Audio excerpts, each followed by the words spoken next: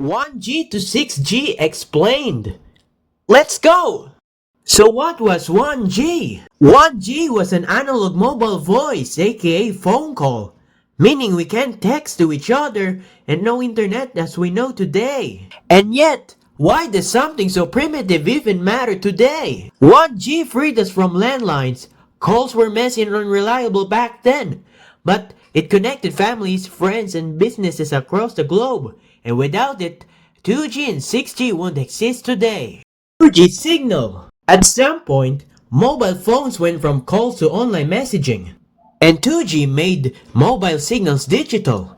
This enabled SMS and clearer calls. The first 2G mobile signal originated from Finland. 1991, Radio Linja introduced the world's first commercial GSM network. So how texting better than calling, especially for introverts or people in loud public places? Calls often fail in malls, traffic, or crowded public transport. Texting lets people reply on their own time, reducing social pressure, perfect for introverts and anyone who's just tired of awkward phone conversations. 3G signal. Now this is the part where G signals start to make the internet faster. What can 3G do? It's the fact that you could load images, browse the web, and watch low-quality videos. The origin of 3G traces back to Japan in May 2001 when NTT Docomo launched the world's first commercial 3G service called Freedom of Mobile Multimedia Access. What makes 3G better than 1G or 2G earlier? It enabled video calling, music streaming, mobile TV, and photo sharing, which were impossible or very limited on earlier generations. 4G signal.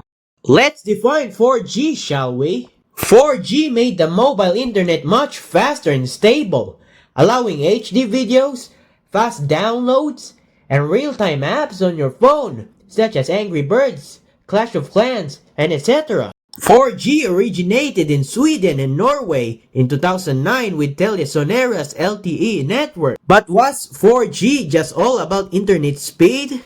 Not just fast, but also powerful. 4G gave birth to mobile gaming, remote work, online learning, and even entire creator economies. Without 4G, platforms like YouTube, TikTok, Zoom, and mobile banking won't scale the way they did. 5G is now here, aka the game changer. It means much faster speeds and the ability to connect many more devices at once. Work on 5G began in the 2010s with the International Telecommunication Union and originated back in South Korea during 2019. If 4G already felt fast, why did we even need 5G? 5G let us enjoy real-time cloud gaming, AR and VR, smart cities, self-driving cars, remote surgery, and massive LOT network. 5G is still rolling out, yet scientists are already talking about 6G? 6G is the latest generation signal. It promises extreme speeds, near zero latency, and the ability to merge AI, sensing, and communication into one system. If 5G connects everything, what does 6G connect next? 6G is about blurring the line between the physical and digital world. First is that it could enable holographic calls. One good example is the Microsoft Holoportation. Uses multiple cameras plus depth sensors to create real-time 3D projections of a person and digital twins of cities and humans such as the Virtual Singapore project. So, do you think everyone should use 6G? Comment down below. Like, share, and subscribe.